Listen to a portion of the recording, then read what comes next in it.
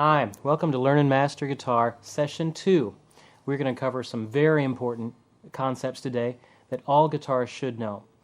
We're going to learn how to read music, a very important skill for you to know as a guitarist, to be able to get the most out of your playing. We're going to learn about the music staff, what some of the names of the notes are, the rhythms and rests. We're going to learn about playing with tablature, which is how you're going to see a lot of the guitar music that you're going to work with. We'll have music notation at the top and tablature at the bottom. So we're going to learn how to tie those two together. And then last, we're going to learn about the notes on the first and second strings. We're going to learn our first notes, first 6 notes. I look forward to it, and let's go ahead and get started. Okay, you ready to learn how to read music? So many people think reading music is just incredibly complicated and no human could ever understand it, and certainly no adult could ever learn it as an adult. You know, usually you may learn it as a kid. I've been working with people of all ages for years, and I have not found that to be true. Adults can pick this up as easily as kids, and I can explain it to you in just a couple of short minutes of how to read music. Ready? Let's go ahead and start. Music is written on a music staff. A music staff consists of 5 lines and 4 spaces. The music staff goes across from left to right, just like if you were reading a book. The music travels along like that. Think of it like a timeline. You need to divide that timeline up into equal segments, and those are called measures. And you divide them by little bars called bar lines. When you get to the end of a song, you have a big thick bar there. That's your double bar line at the end. It means that you're at the end of the song. Let's get back to those 5 lines and 4 spaces. That's going to be real important. Where the note is on the staff, whether it's low or high, determines whether it's a high note or a low note. Okay? If it's at the top of the part of the staff, it's a real high note. If it's at the bottom part of the staff, it's a low note. So as you're traveling up, it would be traveling up in pitch. Da da da da da da da da, up like that. Now let's talk about the lines. We're going to learn the notes on the lines. Like I said in the first session, the musical alphabet goes from A to G, and then it just starts repeating. So I can't tell you to play an M or a T or a V or anything like that, but we can go from A to G and just keep repeating. On the first line of our staff, there's 5 lines. On that bottom line, that's the first line. If a note is on there, it's an E. If it's on the second line, it's a G. The third line is a B. The 4th line is a D, and the 5th line is an F. E, G, B, D, F. Wait a minute, don't get confused. Sounds an awful lot like the names of our strings. 2 completely different concepts. Use some of the same notes, but 2 completely different concepts, so don't get confused. The notes on the lines are E, G, B, D, and F. Well, just as letter names, they're kind of hard to remember. So how everybody remembers them is every good boy does fine, corresponding to the E, G, B, D, F. Every good boy does fine. Okay, let's practice, see how well you remember. If the note is here, what is it? Good. What about if it's here? And what about here? Learning the notes is very important. We've learned the notes on the lines. Every good boy does fine. Kind of rhymes with line. It's a good way to remember it. Now we're going to talk about the notes that are on the spaces. In between those lines, the note can also be on those spaces. There's only 4 of those. So counting up from the bottom, the first one of those, the first space, that note is an F. The second space, an A. The third space, a C. The 4th space, an E. F, A, C, and E, which conveniently spells the word face, which kind of rhymes with space, so that's a good way to remember, keep track of both of them. So let's practice the notes on the spaces. If the note is here, what is it? And what about this one? What about if it's here? And lastly, what if it's here? What note is that? Great. Now, let's mix it up a little bit. We're going to mix up between lines and spaces. I'll give you a little practice on that. So if the note is here, what would that be? Now let's switch over. What if it's here? What would that be? What about this one? Is that on a line or a space? That's what you need to ask yourself. And then you put in the right phrase that goes with that. What about this one? And lastly, what about this one? Pretty good. Got a handle on those? Now, the notes can also be above or below the staff as well. So they can be in between. We've learned the notes that are on those 5 lines and on those 4 spaces, but they can also be higher than that. What if I wanted to play a note that's higher than that? How does that work? Well, you can do that. That's no problem at all. Let's count up. Let's go up first.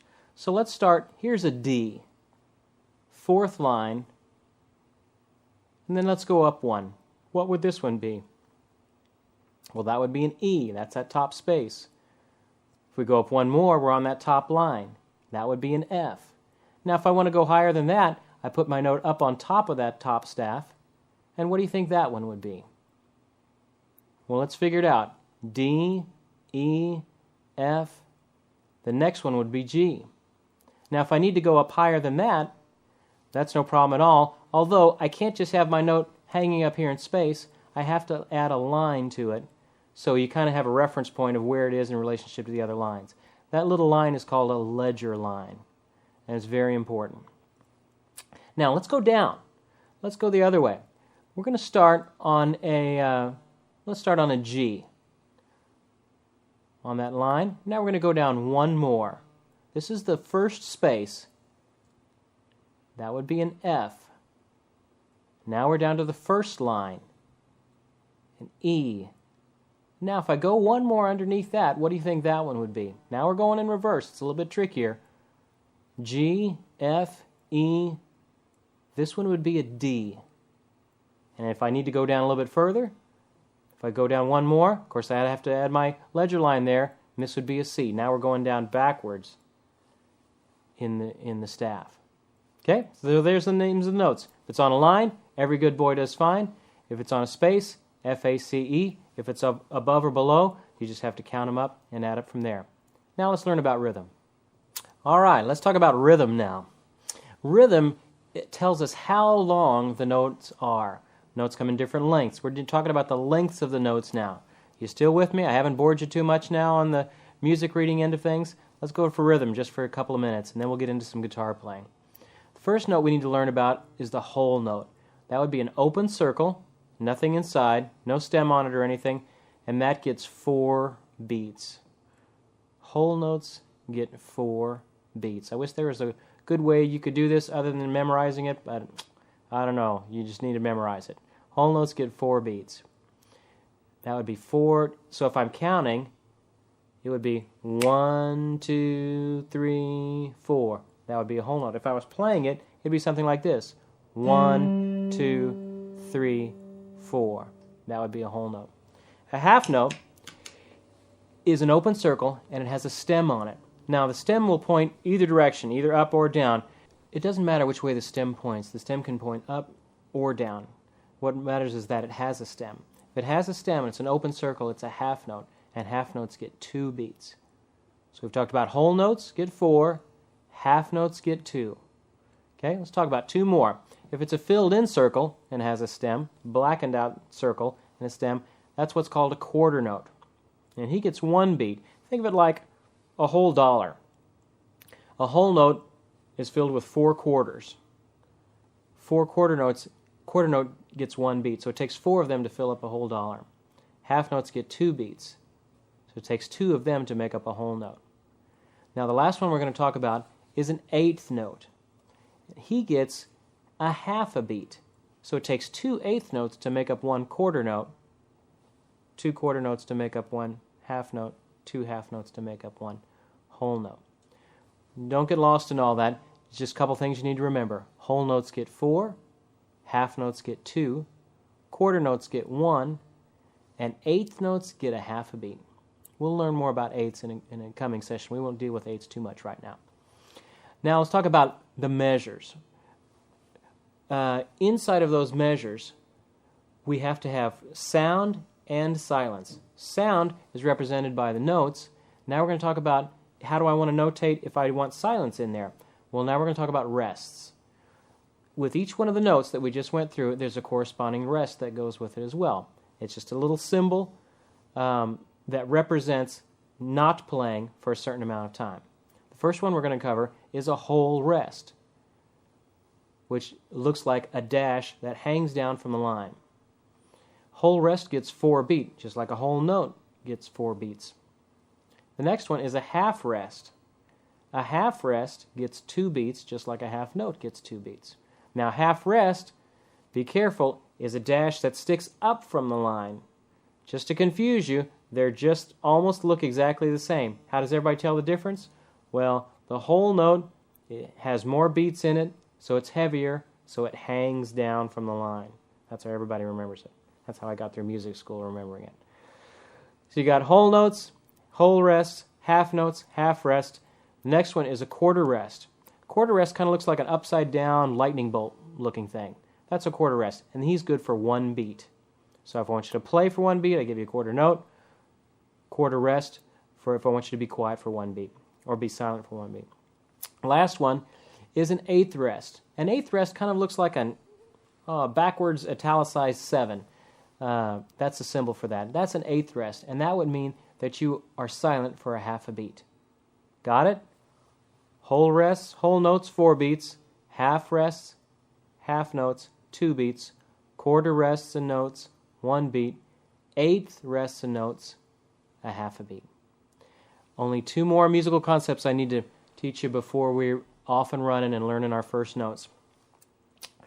First one is the treble clef. This cursive S-looking thing you'll see at the beginning of every piece of music, every line of piece of music that you'll be playing.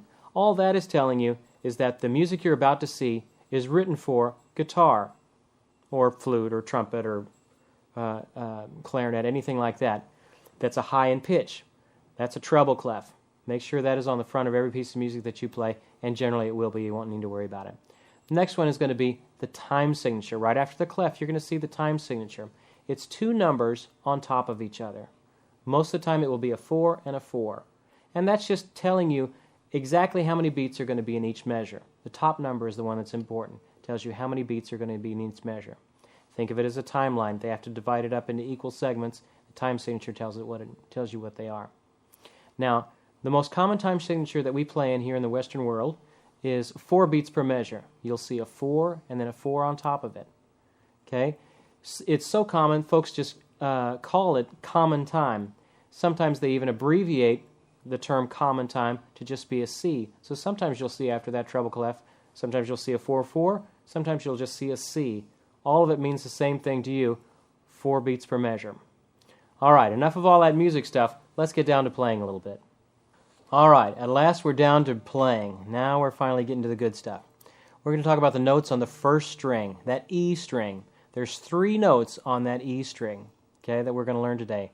E, F, and G. Here's how they look in music notation. When you see the E, that top space, that's not just any E, that's first string open, which would be like this. That would be E. If I put my first finger on the first fret, still on that first string, and play that, that's F, which is the top line on your music staff. Every good boy does fine. So we've got E, we've got F, and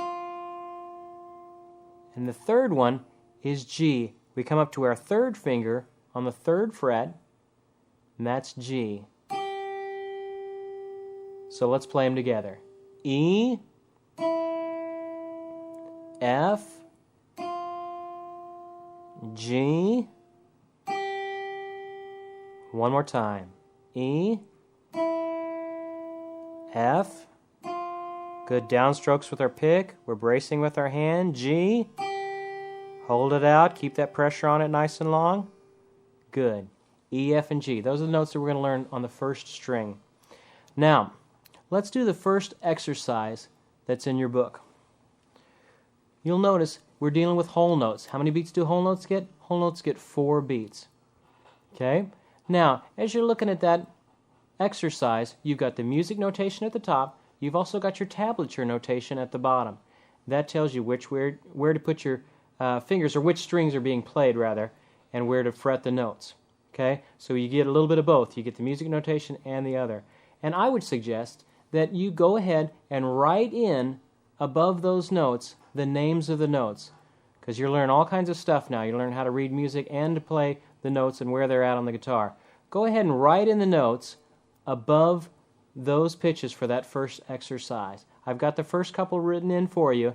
Go ahead and take a second and write those in. Okay, got them written in? Here we go. Let's play it. I'll play the first couple of bars for you so you can kind of see how this goes. We're picking with our right hand over here. We got an E, which is open, on the first string as the first note. So it would be like this. Ready, play. 2, I hold it out for 4 beats. 3, 4, then F, 2, 3, 4, then G, 2, 3, 4, then back to F, 2, 3, open E now, 2, third finger G, 2, 3, 4, and last one, E, 2, 3, 4, and you've got a double line. That means we're stopped. All right, now let's try and play that one together. You ready? Let's try it together. Ready, play. E, 2, 3, 4. Now F. Make sure you're fingering good. Now here comes a G. 2, 3, 4. F. Keep that finger pressure on all the way through that. Here comes the E. 2, 3, 4. G. 2, 3, 4. E. 2, 3, 4. Very good. You're reading music and you're playing your guitar. Let's go to exercise number 2. Now we get into half notes. Remember, half notes get 2 beats, so we're going slightly quicker on this one. Let's play it together. Ready, play. E, 1, 2. Now comes an F. 1, 2. Back to E. 1, 2. G. Back to F. G. Back to F. 1, 2. E, 2. Very good. Now let's go to the next one, exercise 3. Exercise 3, has quarter notes. Now we're getting even faster. Whole notes get 4 beats, half notes get 2 beats, quarter notes get 1 beat. Here we go. Let's play exercise number 3 together. Ready? Starts on that E. Bracing our hand. Got good hand position here. Our hands nice and open on our left hand. Ready? Start. E, E. Now an F. G. Here comes a half note. 1, 2. 1, 2.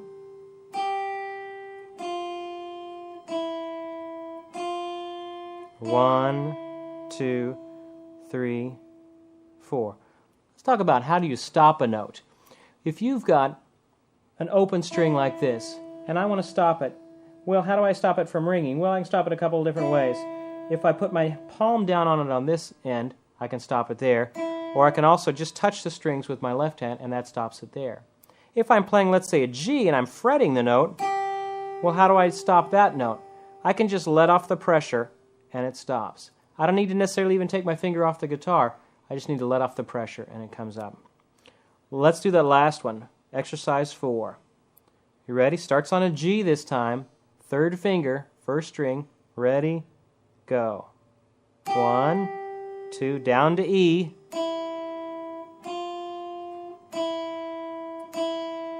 1, 2, F. 1, 2, E. Now a G, go.